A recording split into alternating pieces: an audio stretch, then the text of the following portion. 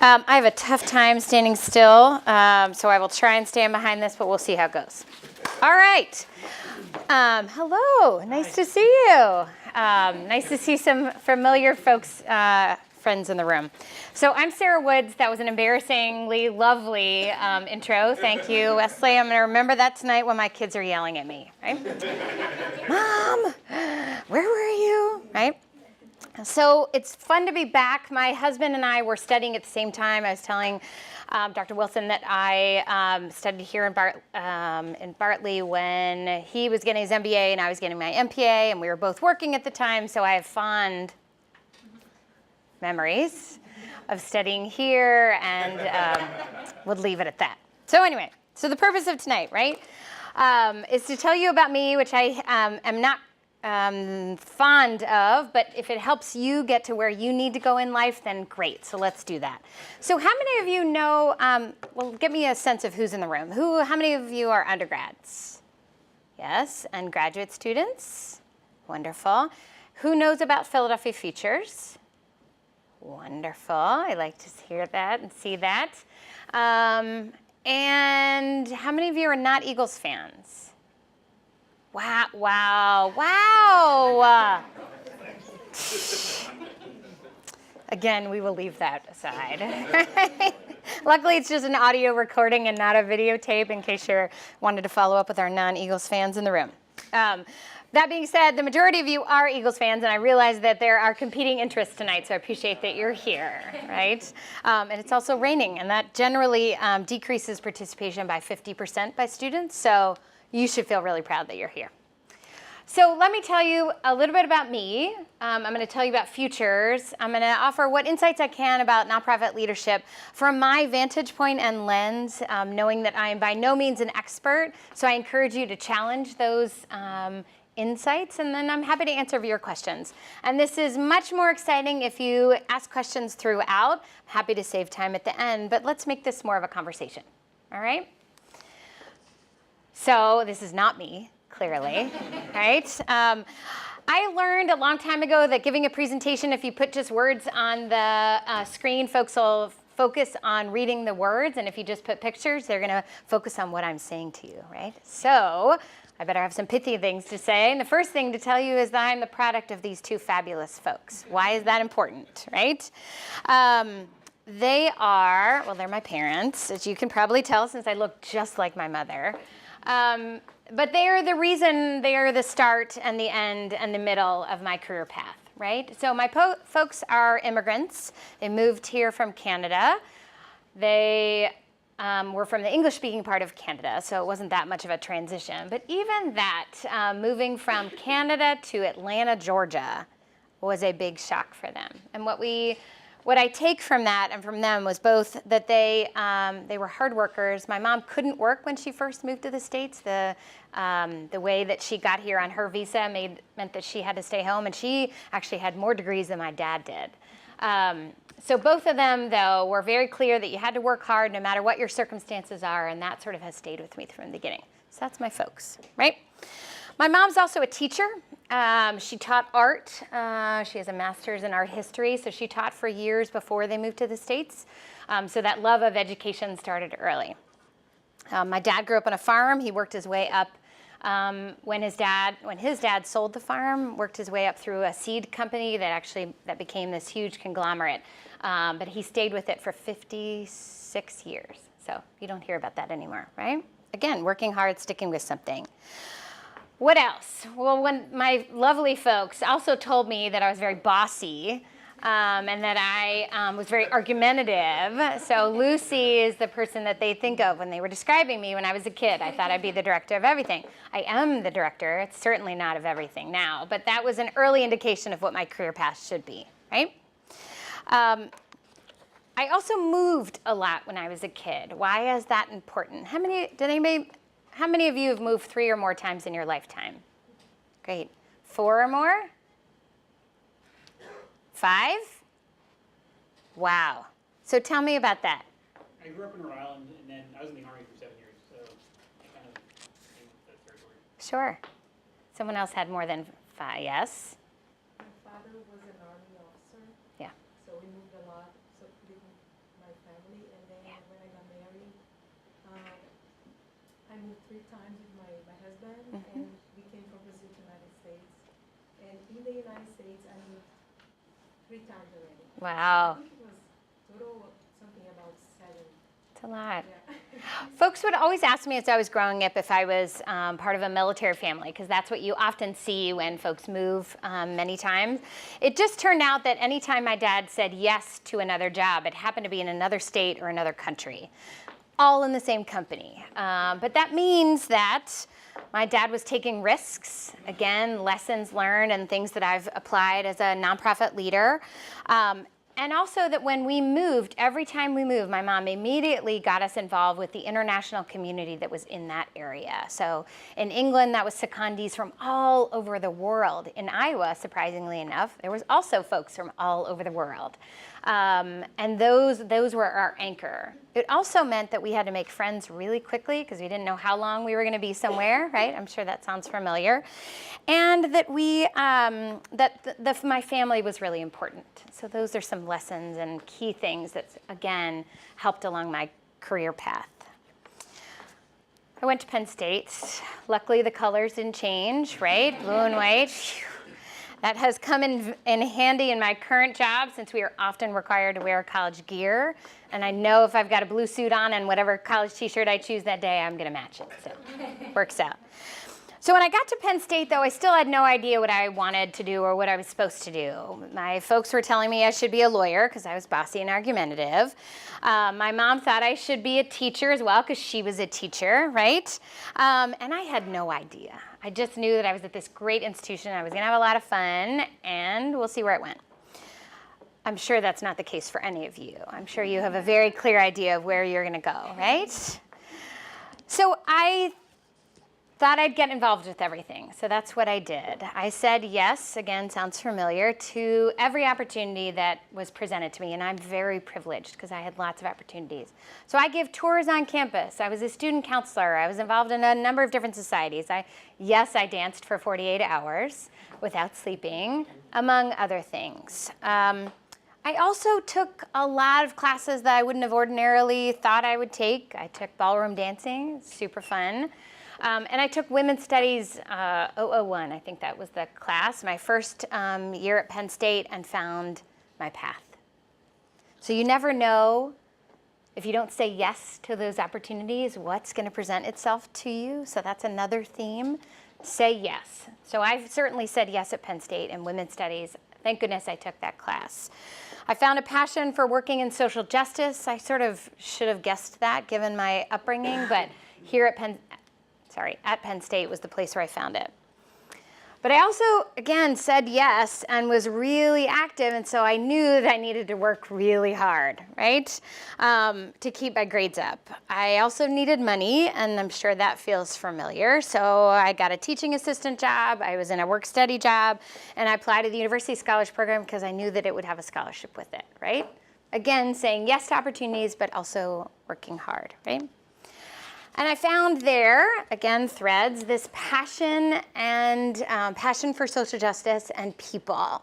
I loved getting involved, and part of the piece that I loved about it was I got to be around people. I get my energy from talking to folks, right? Very different from one of my kids who would rather curl up with a book, center herself, and then go out in the universe when she's gotten her energy back. I'm the opposite. If I need energy, I need to be around people. Thank goodness I'm in the line of work that I do, right? Students are in my office every day, both at Futures, when I'm teaching, whatever it is. So that's important to me. Important for you as you're thinking about your career path to think about what gives you energy, what gets you excited to get up in the morning, right? That helped me figure out what my path was. So then I graduated from Penn State. I had a women's studies and psychology degree. What does one do with that, right? My parents were like, well, that's not job training for anything, so think about what you're going to do. And I really wasn't sure that law school was the right thing. And so I had done counseling while I was in undergrad and found a job as a crisis counselor with sexual assault victims at Delaware County Women Against Rape, just down the road.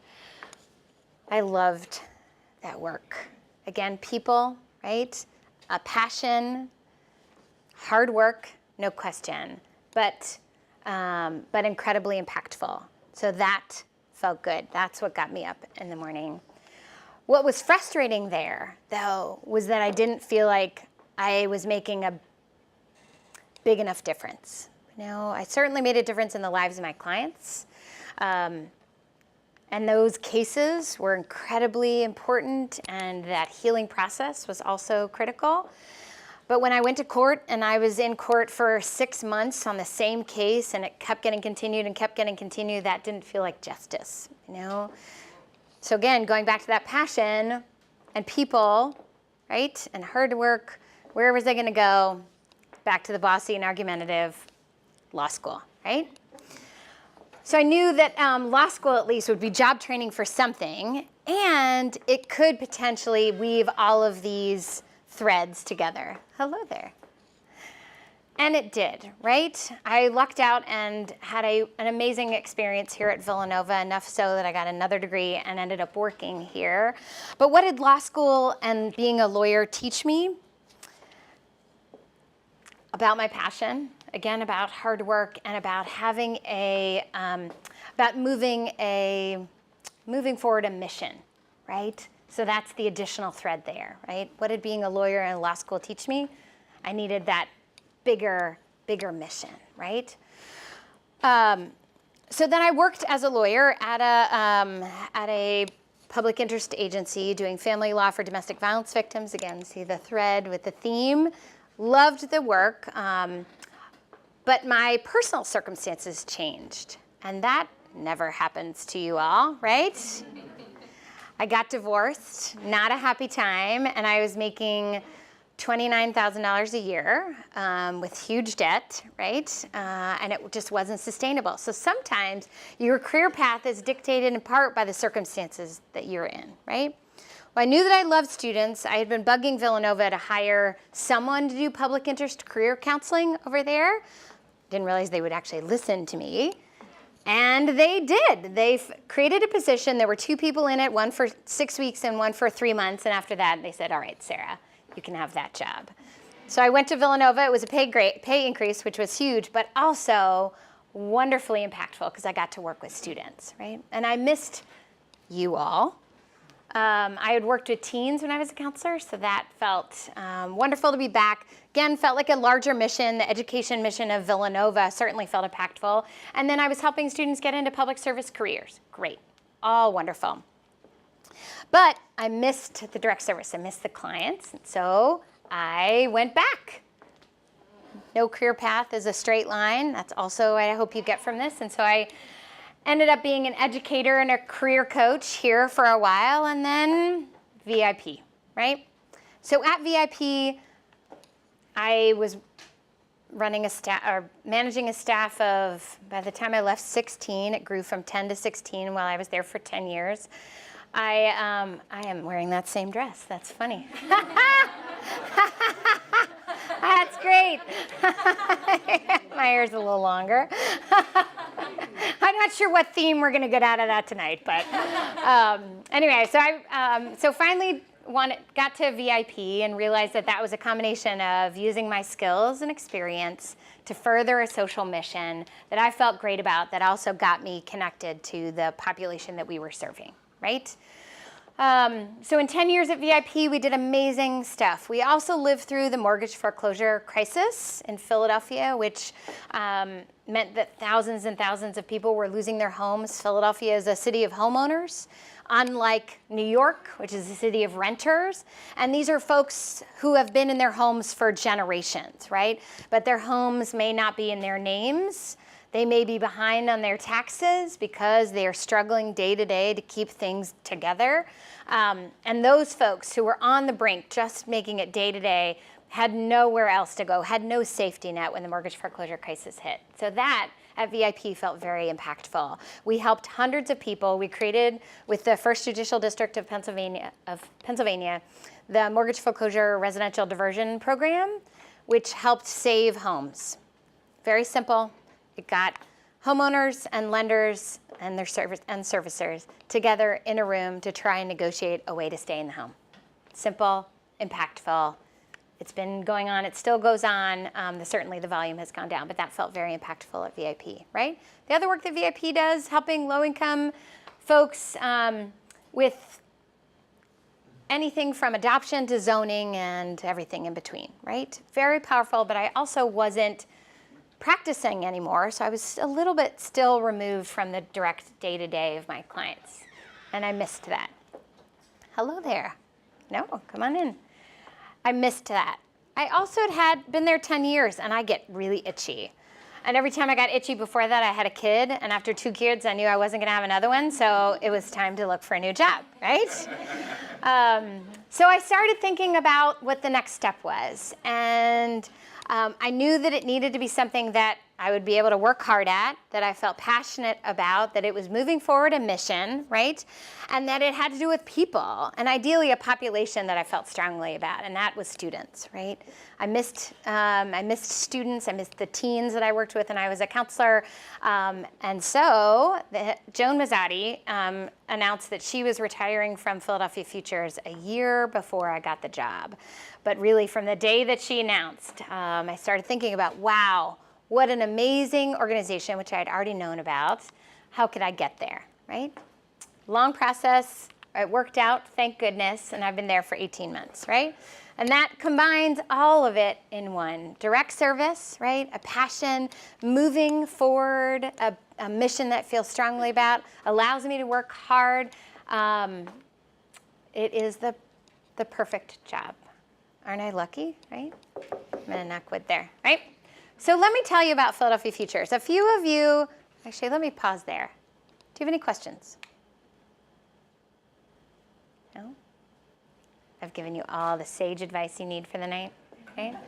All right, let me tell you about Futures, because that is easy to talk for hours about. So our mission is to provide low-income, first-generation of college students with the tools, resources, and opportunities necessary for admission to and success in college. What does that mean? How many of you are the first in your family to go to college? Any? Yeah. That's awesome. You should be really proud. In fact, I'm going to give you a round of applause. And the reason I'm applauding is because you are changing the trajectory of your life, your family's life, and your community's life. Really, I mean that. And we have data to prove it, right? We transform lives. Why? Because there are barriers that have historically excluded low-income first-gen students from college success. We take down those barriers, right? We look to provide, we provide from starting in 9th grade and through college graduation, which for some students can be 10 years. We stick with you, right? We help provide the academic, the enrichment, and social supports to allow you to get to and through college, right? So that means a weekly academic class a weekly academic class while you're in high school. Also, gender-specific programming, because we know that the reasons that young men or young women don't persist in college are different. So we want to address those particularly with particular supports. We also provide financial incentives for students. We have college partners that also say yes to our students and provide a array of academic, social, and financial resources to our students. And our job is to help you the students, find the right fit college that will help you succeed in your career goals, right? So, and I'm convinced, and we know that there's data out there that says that a college education is key for economic self-sufficiency and a rewarding and successful life. Doesn't mean that's the only way, right? But I work at Futures, and that's our mission, so we're gonna go with that, right? So how do we do this? We have our Sponsor Scholar program, which is the 9th grade entry point in high school. Those students we are with the longest. And in 9th grade, if you can think back to high school, your brain literally is not fully formed. You're not fully formed as a person, so we get to see amazing transformations, most particularly in height and hair. Right? At our graduation ceremony, as Wesley knows, we show pictures of our students on their first day at Futures and then on their graduation day, and the laughs are loud and long. Right? So our Sponsor a Scholar program, 9th grade, it's called Sponsor a Scholar because our students are sponsored by donors who give $6,000 to our students while they're in college for books and transportation expenses.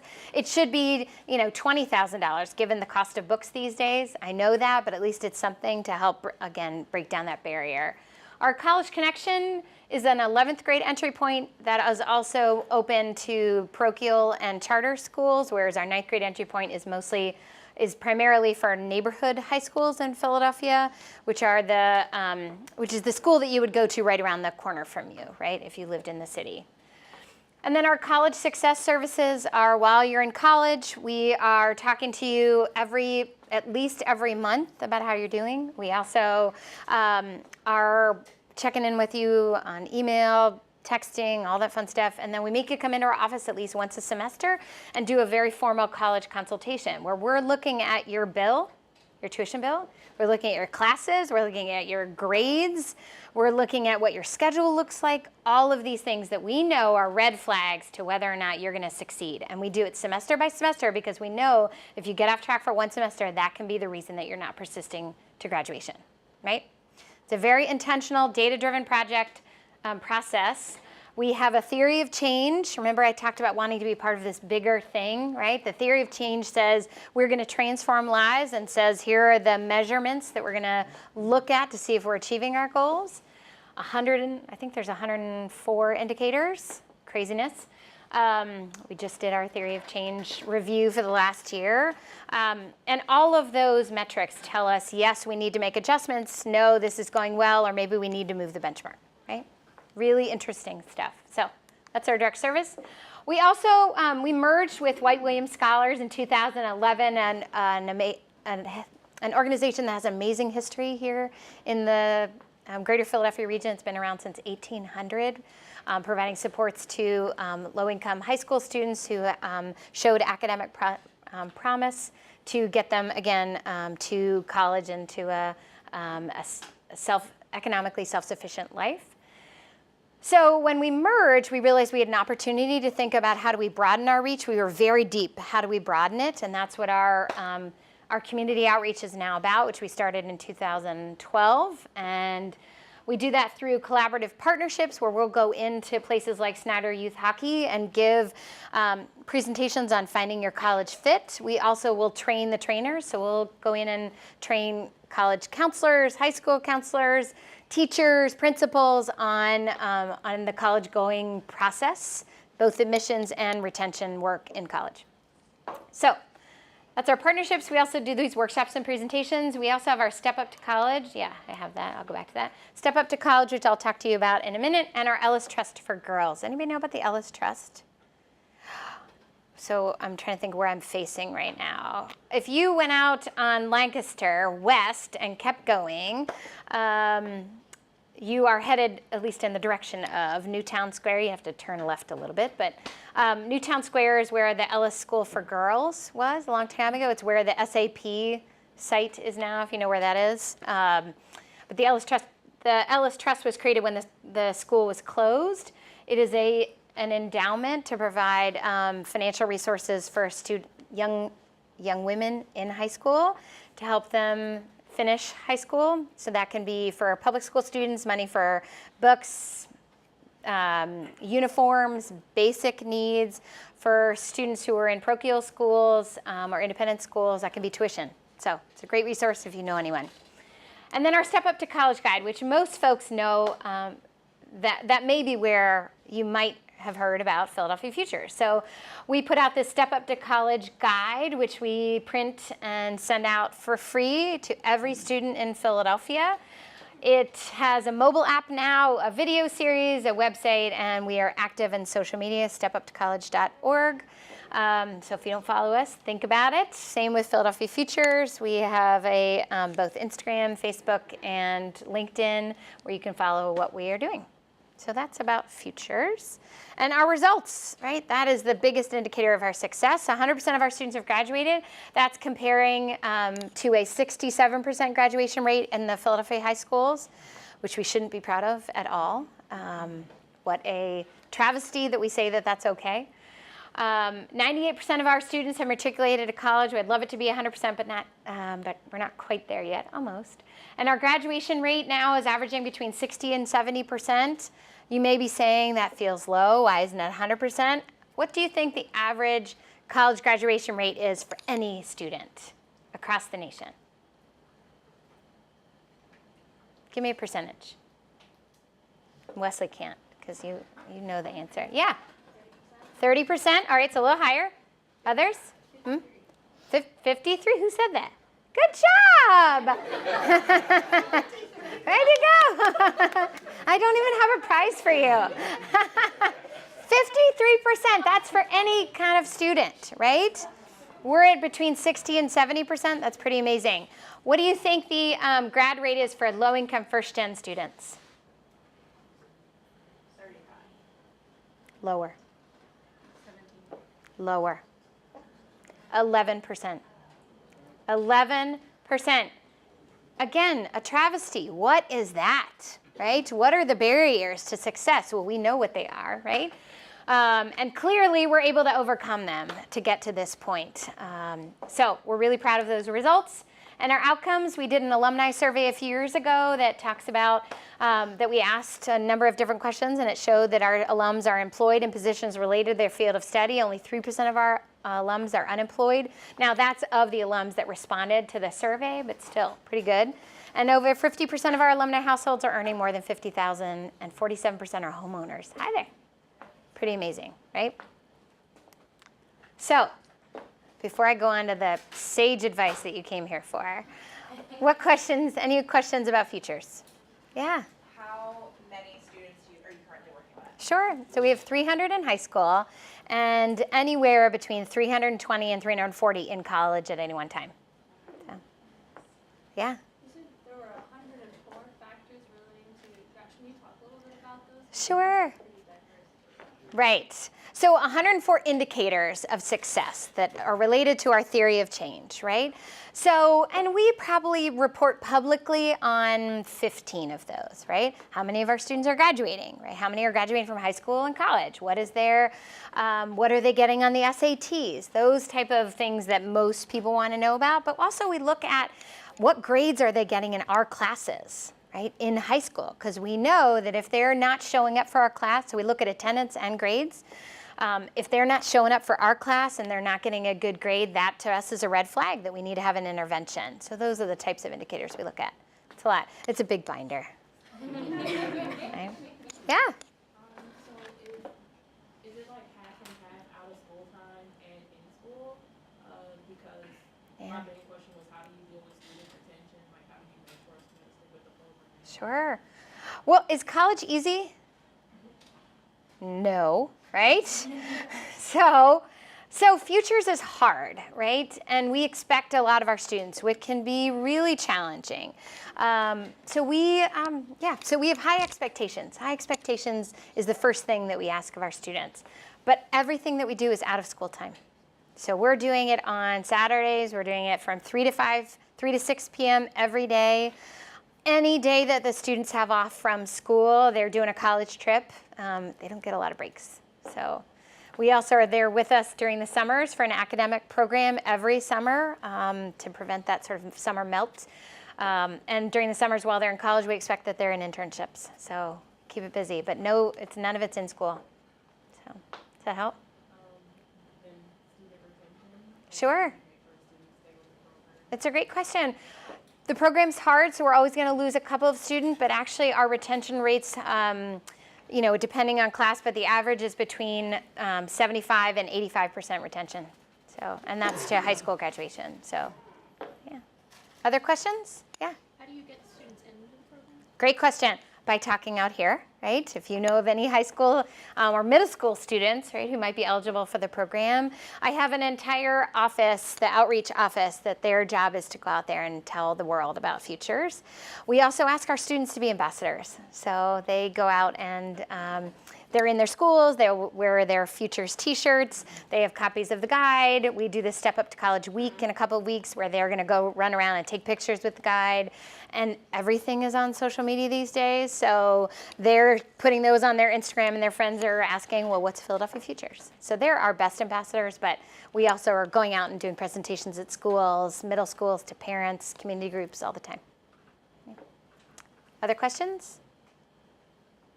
Oh, yes. I'm sorry, I may have missed part of your presentation. Sure. But, my organization actually has an after-school program, and we actually started to look at compensation as a way to kind of work with retention. Yeah. And there's a funder that's actually going to start compensating one of the high schools, the students that do the after-school program for the work that they're doing for us. Have you ever thought about that as a way to? We have, and the data doesn't show that it works. You know, you can often with, there's studies around paying students for good grades, right? And it's not sustainable. I'm showing my judgment here.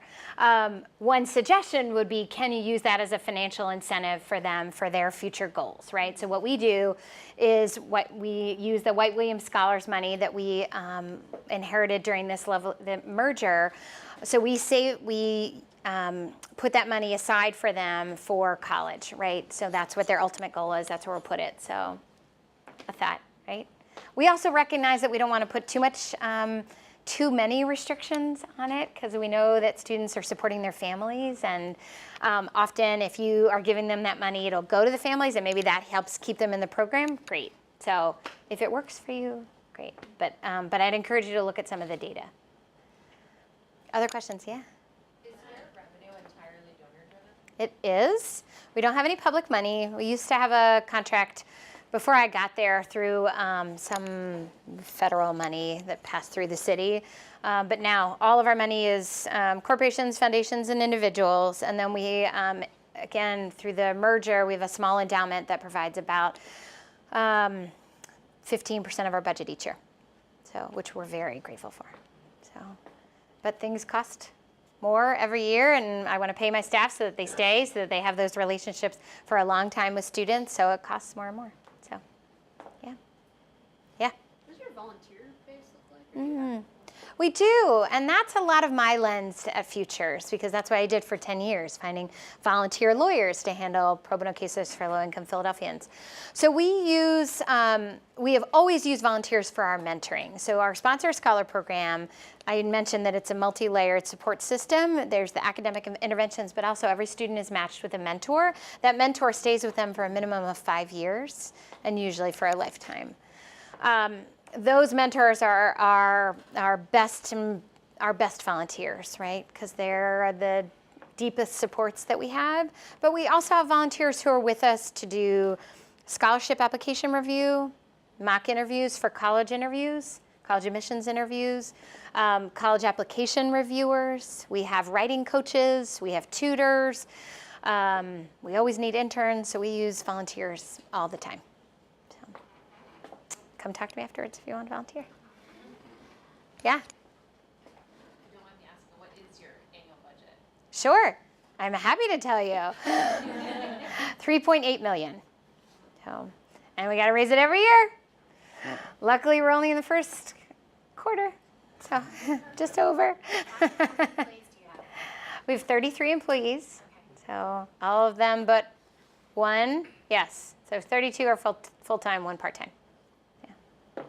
And most of them, we had there's always turnover, but we've had a pretty steady group of folks the last few years, so I'm pleased about that.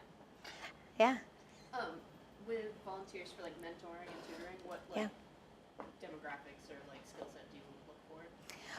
That's an interesting question, right? So the skill set, we certainly want folks who are passionate about working with our students, ideally who have some knowledge of working with teenagers, because that's most of who the volunteers will be working with, since our collegians are spread across the U.S. And then if, the substantive knowledge, depending on what we're asking you to do. So if you are tutoring in biology, I would hope that you have some sort of degree in biology, right? But what demographics are we looking for? We want a caring adult, right, which is key. when we think about our mentors, we try and be really intentional about that. There's a lot of data and research that show that a mentor who looks like you has a greater impact on your life. Not that another mentor who doesn't look like you might not, but the odds are better weighted. So we really try and recruit mentors who look like our students, right? They don't necessarily have had the same experience, but I will say that makes a difference. So, other questions? How am I doing on time? I don't have a watch. Am I okay? All right, good. Shall we move on? The sage words of advice. This is much more exciting. All right, so what do you need to be a nonprofit leader? What do you need to do? You need to listen, right? And I've been doing none of that for the last hour. Talk. Number one skill as a nonprofit leader is to listen. The more I am quiet, the more I am learning. The more I am hearing our students, the more I'm recognizing what needs to happen. Whenever I'm feeling pressed at work and trying to figure out a problem, I try and get quiet and listen, right? So number one skill. What else? For me, it's taking risks. I think as a nonprofit leader, you have to take risks.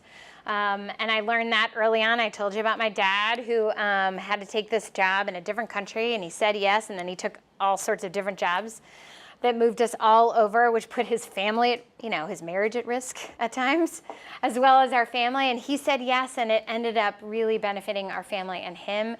I have tried to model that as well, both in my personal and professional life, and it has certainly worked for me. So when I'm thinking about future, some of the risks we're thinking about taking are whether we deepen our program or whether we broaden it. And I think we need to go broad, right? I think we need to get out there more. There are more students, and we need to be in schools more, talking to counselors and teachers and principals so that we change the college-going culture, right, at our high schools in Philadelphia. So that is a risk we're thinking about taking at Future. So take risks. Can anybody guess what this means? Hard work, right. I didn't want to put the ant up there again, so I found another one. Right, you have to work hard. I have a family. I have a 3.5-year-old and an almost 6-year-old. And I had 2 kids while I was an executive director. So I went on maternity leave. You figure it out, right? I'm not saying it is easy, and my kids ate Shake Shack tonight. So, and there were no vegetables, literally no vegetables today.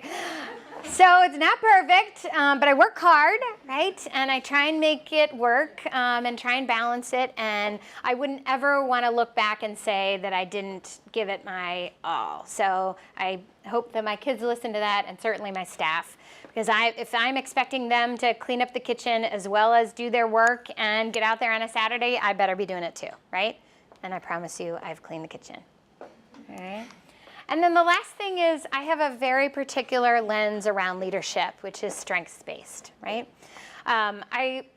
That has been an evolving lesson for me. When I was at VIP, I learned about a process called appreciative inquiry, which is looking at issues and problems from a position of strength. What are you doing really well? Because the problems come out as you ask those questions, but you can ask them from a lens of strength. So from that, I've been studying and reading and going to workshops around how do you use those strengths to support your work, right? And so I take that lens with my staff. What are the strengths that they bring to our work, and how do we maximize their strengths and get rid of the stuff that's pulling away from them?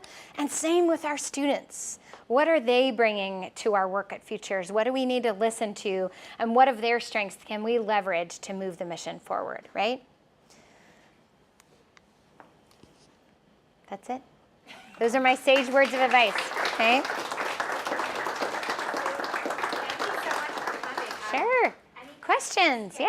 So you talked about how you have a high amount of employee retention, and I wanted to know your advice for creating that culture to help have better employee retention.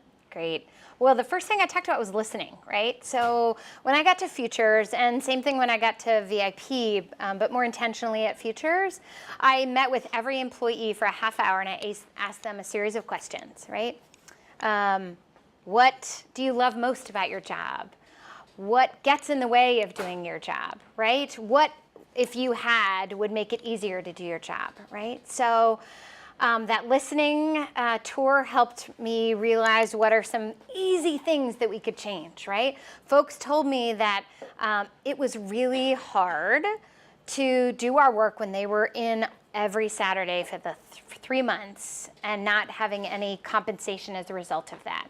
Well, I couldn't give them all bonuses, but what I could say is, you know what, you get a comp day for that Saturday, right? Every 3 Saturdays you get a comp day or whatever it was, right?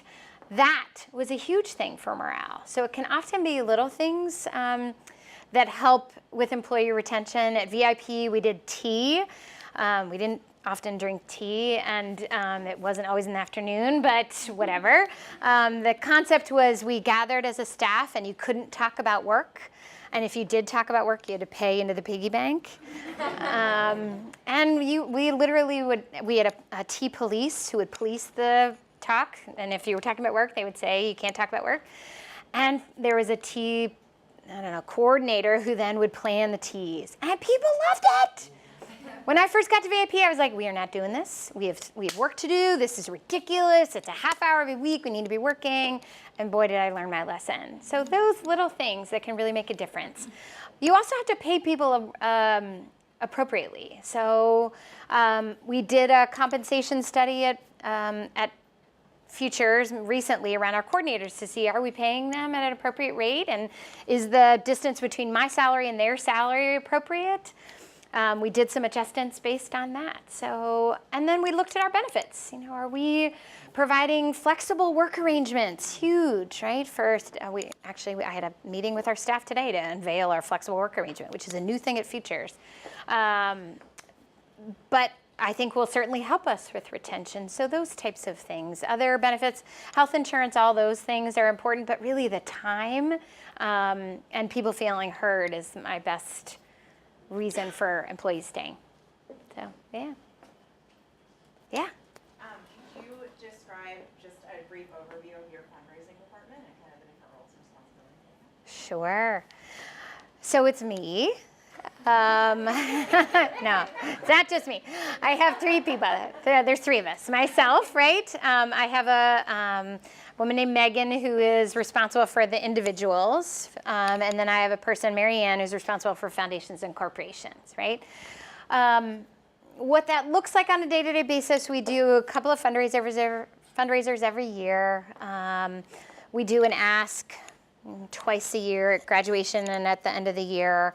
And then in between that, we're talking to people, saying thank you, thank you, thank you, thank you. Asking, right? You don't get anything if you don't ask it. And also sharing our stories. So what I didn't do at VIP, but what Joan, my predecessor, did at Futures, and I think is amazing, every year for donors at a certain level and up, she does this year-end summary, which is a special sort of behind-the-scenes report about what happened at Futures. So you get the beautiful annual report anyway, but this 7-page report has all sorts of data that you wouldn't see there. It tells you the secret thing that we're thinking about. It's not rocket science, right? But that people love.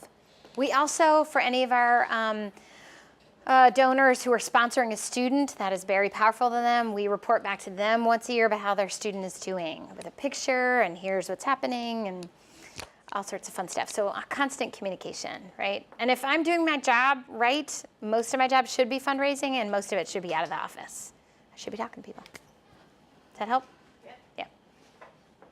What else? Yes? Do you have any competitors, like other nonprofits who are in the same No. And how do you work with them if you do? Well, they're all terrible. No. Just kidding. No.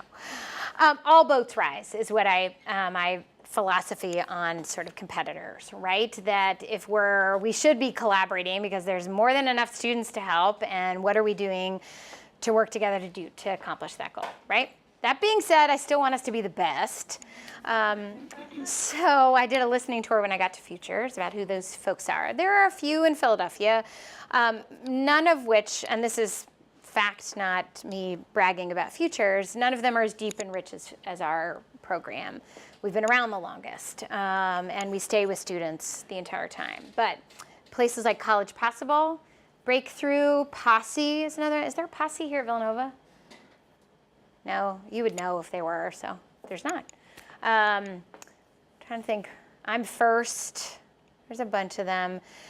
Stepping Stone Scholars, Upward Bound. There's a bunch that do some pieces of college access work or college success work. So yeah.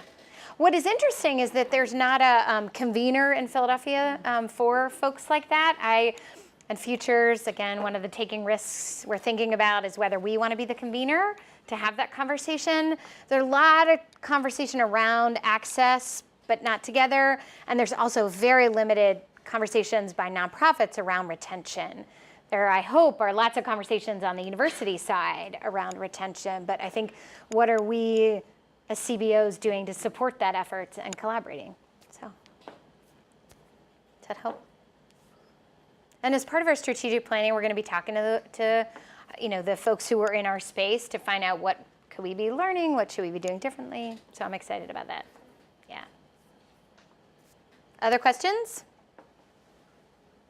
No? All right. Did you learn something? I hope. Good. Was it better than the Eagles game? Non-Eagles fans can't answer. Yeah.